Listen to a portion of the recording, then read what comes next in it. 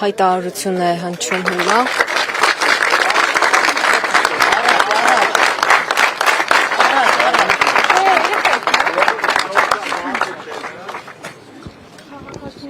Հետ գնալ ժողովուրդ մենք բացվենք Ժողովուրդ ջան, հետ կանգնեք, որ տեղավորվեք նորմալ։ Լավ, սկսենք արդեն։ Հարգելի լրագրողներ, հարգելի հայրենակիցներ, ուրեմն նախ այսօրվա իրադարձությունները ամփոփելով ձեզ տեղեկացնեմ, որ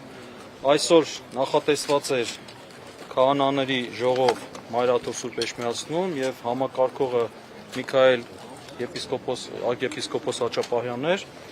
դա նախատեսված էր ավելի քան 1 ամիս առաջ եւ այսօր ԱԱՑ-ի ներկայացուցիչները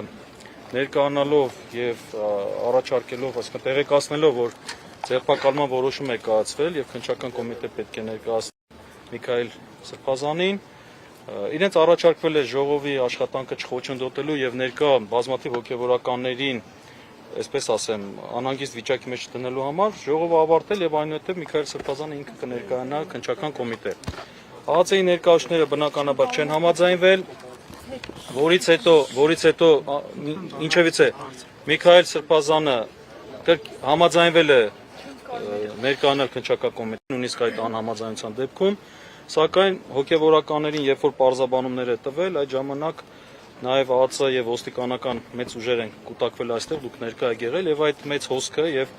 Սրբազանին այդ եղանակով այստեղից Մայրաթորի տարածքից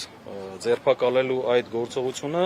առաջացրել է ինչպես հոգեվորականների վրդովմունքը, այնպես էլ այդ բանին արդեն ներկայացած քաղաքացիների վրդովմունքը։ Եվ բնականաբար տեղի ունեցավ այն ինչ ունեցավ եւ շատ լավ է որ բախումներ չեղան, այսինքն մենք չունեցանք բացական հետևանքներ։ Նույնիսկ Սրբազանը մեքենաներ արդեն հասել ուզում էր մեքենա նստել, չկարողացավ։ Երկրորդ անգամ էլ այդ ջանքերը գործադրեց գնալու, չստացվեց։ Ի վերջո ոստիկանության եւ ԱԱՑ ուժերը նահանջեցին եւ հիմա Միքայել Սրբազանը եւ մեր փաստաբանների խումբը մենք հիմա ինքներս մեկնում ենք քննչական կոմիտե ներկայանալու եւ քրեադատավարական գործողություններին մասնակցելու քննչական կոմիտեն, այսինքն Մամիկոնյաց փողոցում, այնպես որ մենք մեքենաներով հիմա շարժվում ենք այնտեղ